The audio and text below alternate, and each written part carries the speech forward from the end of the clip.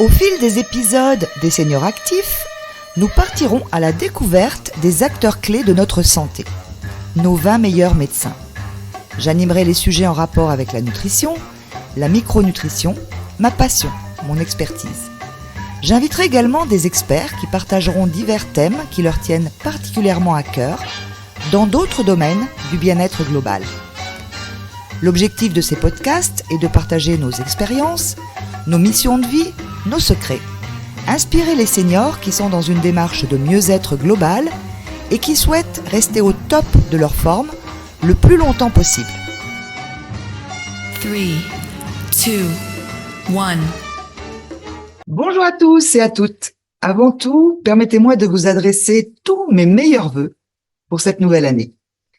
Je souhaite à chacun d'entre vous le meilleur, que 2024 soit une année riche en réalisation de projets personnels, professionnels et familiaux.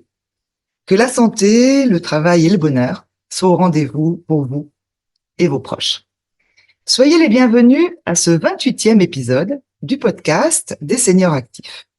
Alors j'espère que vous avez passé de belles fêtes de fin d'année et que vous démarrez 2024 en bonne forme.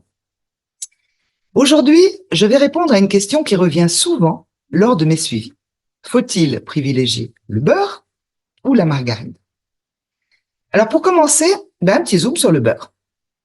On fabrique le beurre depuis des années à partir de la crème de lait. Alors 20 litres de lait sont nécessaires pour fabriquer 1 kg de beurre. Alors effectivement, il affiche 82% de lipides, de gras, alors moins que l'huile qui est à 100%, 270 mg de cholestérol, 60% de gras saturés et 40% de gras insaturés, meilleur pour la santé. Alors je vous renvoie sur l'épisode des graisses et sur l'épisode du cholestérol. Si vous vous rappelez, les graisses dites saturées se cachent dans les charcuteries, les abats, les viandes grasses, les laitages, la crème, les fromages, le beurre, la margarine, les huiles de table raffinées et désodorisées.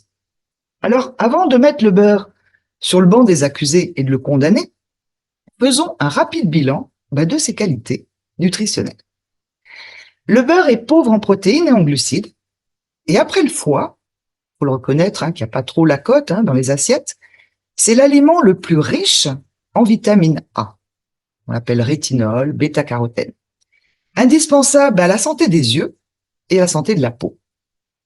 20 grammes de beurre par jour couvrent 20% des apports de cet antioxydant précieux. Cette vitamine intervient aussi dans la synthèse de certaines hormones, comme la progestérone.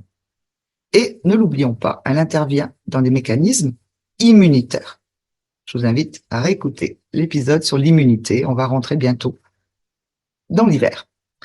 Le beurre a été longtemps décrié pour sa teneur en graisses saturées. Et aujourd'hui, il est réhabilité par des nutritionnistes qui soulignent l'importance de consommer des produits naturels et moins transformés. Un petit zoom maintenant sur les margarines. Alors les margarines sont des produits artificiels d'origine végétale qui contiennent aussi 82% de lipides, 10% de gras saturés, 90% de gras insaturés et pas de cholestérol, d'où leur grand succès.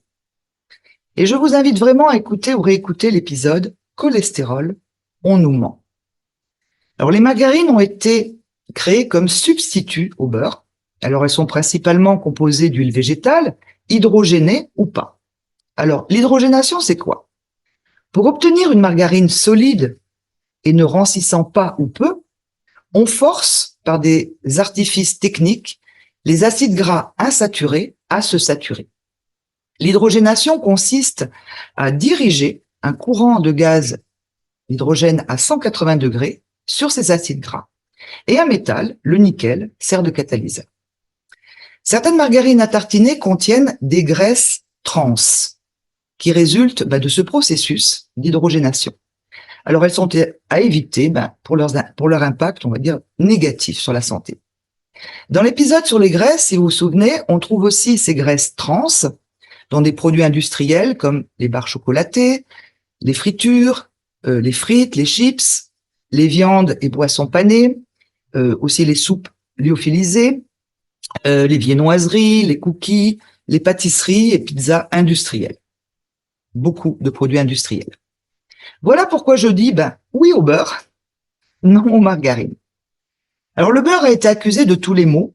Alors intox ou vérité, trop calorique, trop riche en cholestérol et en mauvais gras. Aujourd'hui, je vous disais qu'il est réhabilité, ce qui ne fait pas bien sûr le bonheur des producteurs de margarine, qui présentent souvent leurs produits avec des allégations santé, notamment des allégations pour un bon système cardiovasculaire, protéger votre cœur, et ceci à grand renfort de marketing et de publicité. Le matin, au petit déjeuner, notre corps a besoin de gras. Et 10 grammes de bon beurre de Normandie, des vaches nourries à l'herbe ou élevées en pâturage, sur une tranche de pain de seigle, eh bien, c'est du bonheur à tartiner. Ne vous en privez pas. Il est recommandé de consommer entre 10 et 20 grammes de beurre par jour. Alors, le choix entre beurre et margarine dépend de nombreux facteurs, y compris les préférences personnelles, bien sûr, les considérations diététiques et l'utilisation culinaire. Il est essentiel de lire les étiquettes pour comprendre les compositions et de privilégier la qualité et la naturalité des produits.